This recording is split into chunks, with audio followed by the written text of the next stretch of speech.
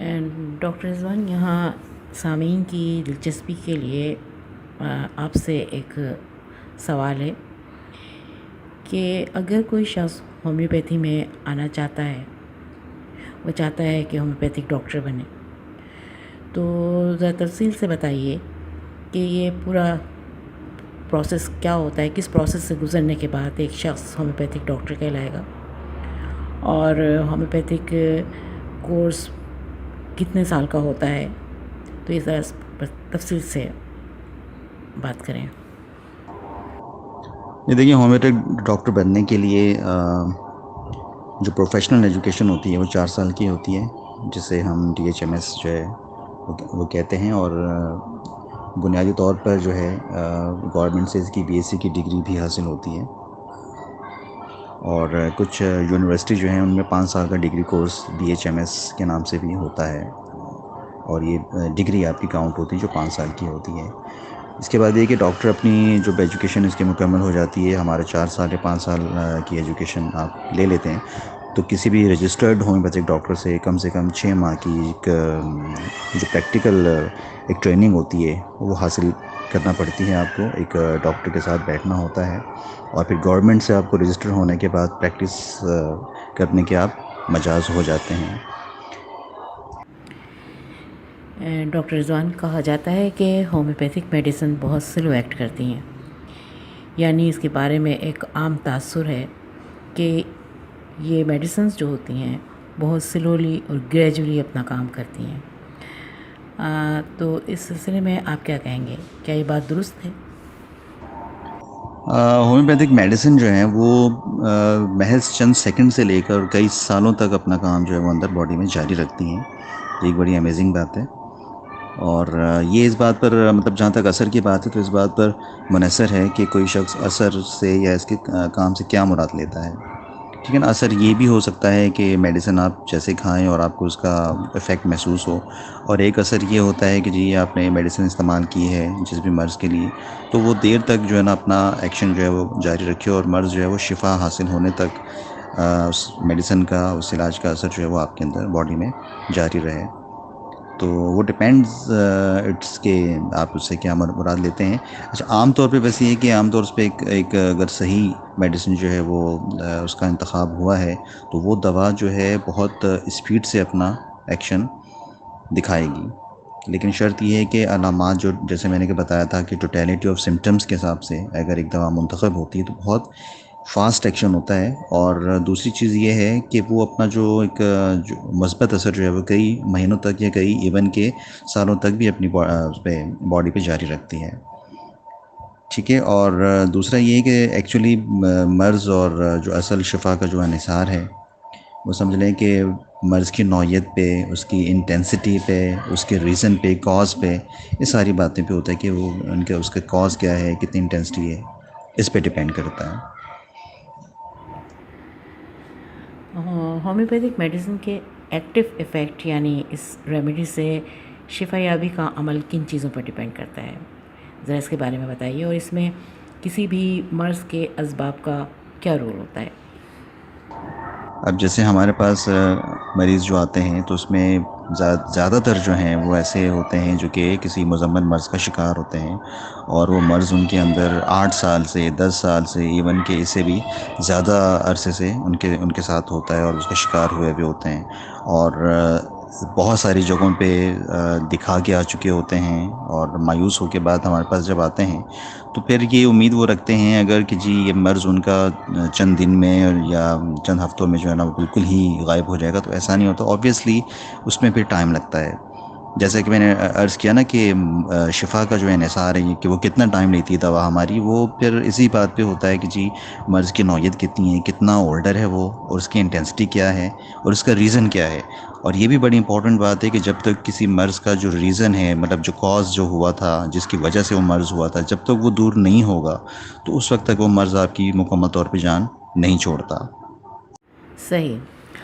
اچھا ڈاکٹر رضوان، یہ بتائیں کہ اگر کوئی ایلوپیتھک ٹریٹمنٹ لے رہا ہو تو کیا وہ ہومیوپیتھک ادویات بھی استعمال کر سکتا ہے؟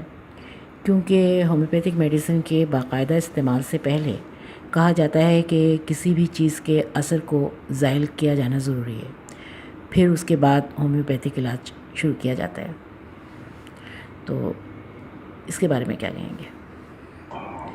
جی ہاں بالکل، بہت سارے جو مریض ہیں ہمارے پاس آتے ہیں اور ان کا یہ سوال ہوتا ہے کہ جی کیا یہ ہومیوپیتھک میڈیسن جو ہے ہمارا جو ٹریڈیشنل ایک علاج جو ہو رہا ہے ایلوپیتھک سے، کیا اس کے ساتھ لی جا سکتی ہے کہ نہیں؟ تو جی ہاں بالکل، دونوں علاج ایک ساتھ ہو سکتے ہیں. دو ٹائپ کی جو میڈیسنز ہیں ہومیوپیتھک اور ایلوپیتھک، وہ ایک ساتھ استعمال ہو سکتی ہیں، لیکن اس کے کچھ تقاضے ہیں. اور اس میں یہ ہوتا ہے کہ اچھا پہلے تو یہ بتاؤں کہ جو ہومیوپیتھک دوا جو ہوتی ہے اس کا کام کرنے کا ایک الگ ایک وے ہے، ایک میتھڈ ہے. اور یہ جو ہے میتھڈ، اس کا سمجھ لیں کہ جو آپ کے اعصابی نظام ہے یہ اس کے اوپر اثر انداز ہوتی ہے اور پھر اپنا کام دکھاتی ہے، اپنا ایکشن کرتی ہے یہ اعصاب کے تھرو. اور ایلوپیتھک جو دوا ہوتی ہے وہ جب آپ اس کو لیتے ہیں وہ ڈائجسٹ ہوتی ہے، اور ڈائجسٹ ہونے کے بعد لیور سے ہوتی ہے، جب آپ کے خون کے اندر شامل ہوتی ہے تو وہ اپنا کام دکھاتی ہے. تو اس کا مطلب یہ ہوا کہ ان ایلوپیتھک ڈرگس کا جو ایکشن ہے اور جو ان کا روٹ ہے بالکل الگ ہے ہمارے ہومیوپیتھک میڈیسن سے. اسی لیے دونوں دوائیں اور یا دونوں جو علاج ہیں ایک وقت میں جو ہے وہ ہو سکتے ہیں، ممکن ہے. اور یہ آپس میں مطلب انیمیکل نہیں ہوتے اور متضاد نہیں بنتے ایک دوسرے کے. اور لیکن اس کے لیے جو ہے وہ بہتر ہوتا ہے کہ ہومیوپیتھک ڈاکٹر ہے، آپ اس کی جو ایک ٹریٹمنٹ جو پلان آپ کو دے گا اس کے تحت آپ اس میڈیسنس کو یوز کریں، اور دونوں علاج ایک ساتھ رکھ سکتے ہیں ڈاکٹر کی ہدایات کے مطابق. ہمارے سامعین کے لیے مزید وضاحت فرمائیں کہ اگر ایک مریض کافی طویل عرصے سے ایلوپیتھک ادویات لے رہا ہو تو وہ کس طرح ہومیوپیتھک ٹریٹمنٹ لے جو اس کے لیے سود مند ہو؟ جی ہاں بالکل، بہت سارے جو مریض ہیں ہمارے پاس آتے ہیں اور ان کا یہ سوال ہوتا ہے کہ جی کیا یہ ہومیوپیتھک میڈیسن جو ہے ہمارا جو ٹریڈیشنل ایک علاج جو ہو رہا ہے ایلوپیتھک سے، کیا اس کے ساتھ لی جا سکتی ہے کہ نہیں؟ تو جی ہاں بالکل، دونوں علاج ایک ساتھ ہو سکتے ہیں. دو ٹائپ کی جو میڈیسنز ہیں ہومیوپیتھک اور ایلوپیتھک، وہ ایک ساتھ استعمال ہو سکتی ہیں، لیکن اس کے کچھ تقاضے ہیں. اور اس میں یہ ہوتا ہے کہ اچھا پہلے تو یہ بتاؤں کہ جو ہومیوپیتھک دوا جو ہوتی ہے اس کا کام کرنے کا ایک الگ ایک وے ہے، ایک میتھڈ ہے. اور یہ جو ہے میتھڈ، اس کا سمجھ لیں کہ جو آپ کے اعصابی نظام ہے یہ اس کے اوپر اثر انداز ہوتی ہے اور پھر اپنا کام دکھاتی ہے، اپنا ایکشن کرتی ہے یہ اعصاب کے تھرو. اور ایلوپیتھک جو دوا ہوتی ہے وہ جب آپ اس کو لیتے ہیں وہ ڈائجسٹ ہوتی ہے، اور ڈائجسٹ ہونے کے بعد لیور سے ہوتی ہے، جب آپ کے خون کے اندر شامل ہوتی ہے تو وہ اپنا کام دکھاتی ہے. تو اس کا مطلب یہ ہوا کہ ان ایلوپیتھک ڈرگس کا جو ایکشن ہے اور جو ان کا روٹ ہے بالکل الگ ہے ہمارے ہومیوپیتھک میڈیسن سے. اسی لیے دونوں دوائیں اور یا دونوں جو علاج ہیں ایک وقت میں جو ہے وہ ہو سکتے ہیں، ممکن ہے. اور یہ آپس میں مطلب انیمیکل نہیں ہوتے اور متضاد نہیں بنتے ایک دوسرے کے. اور لیکن اس کے لیے جو ہے وہ بہتر ہوتا ہے کہ ہومیوپیتھک ڈاکٹر ہے، آپ اس کی جو ایک ٹریٹمنٹ جو پلان آپ کو دے گا اس کے تحت آپ اس میڈیسنس کو یوز کریں، اور دونوں علاج ایک ساتھ رکھ سکتے ہیں ڈاکٹر کی ہدایات کے مطابق.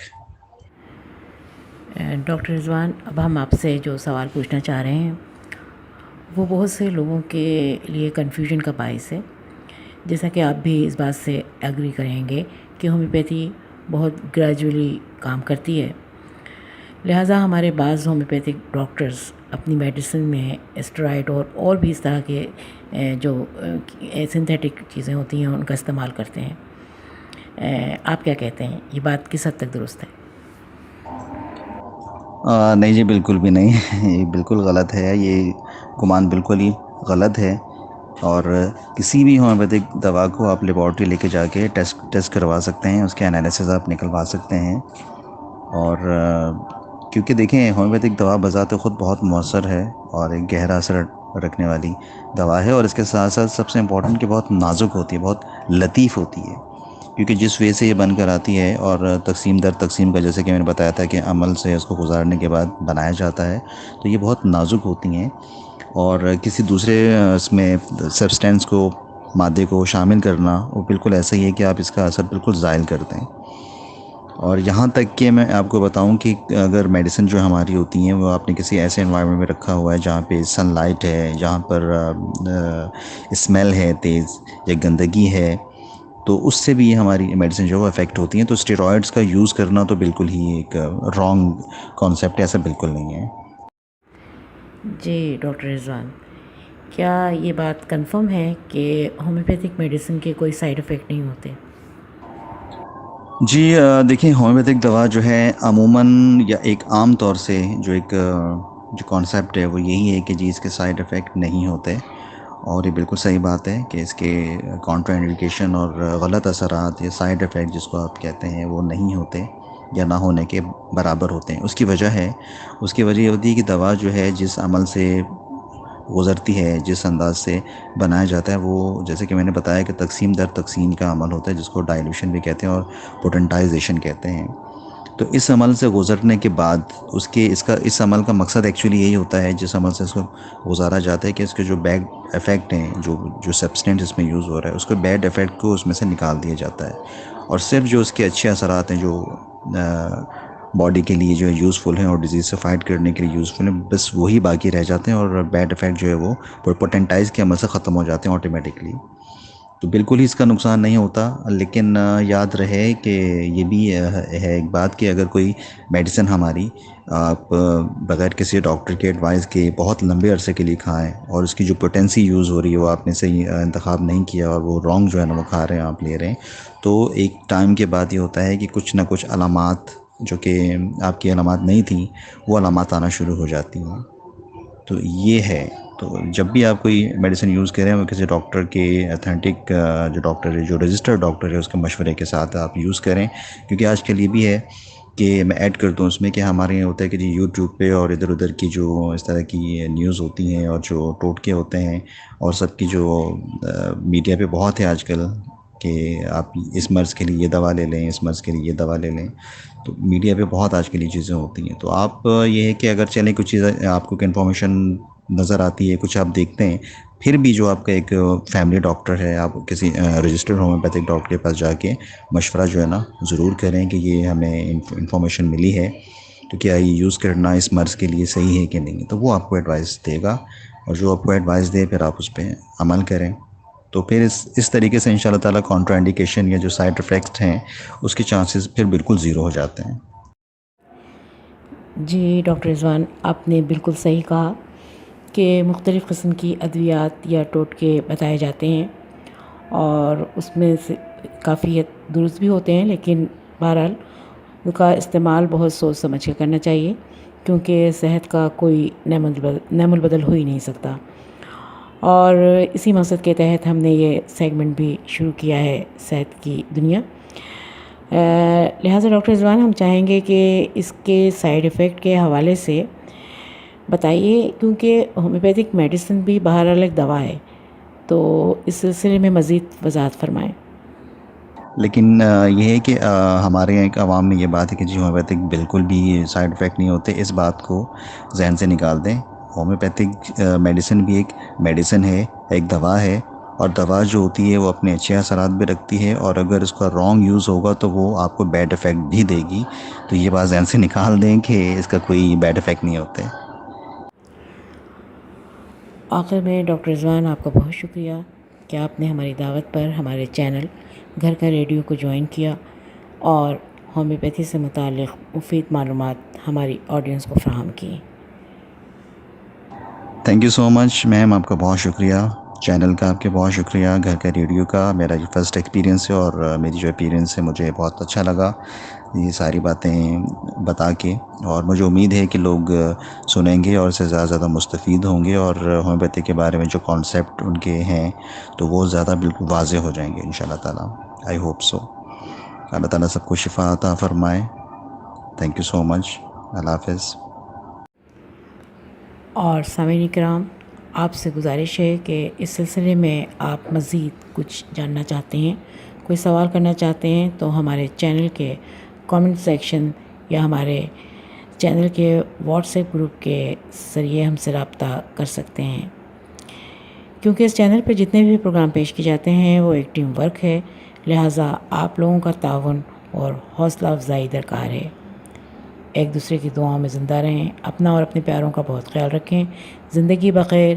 انشاءاللہ آئندہ پروگرام کے ساتھ پھر حاضر ہوں گے. فی امان اللہ. والسلام.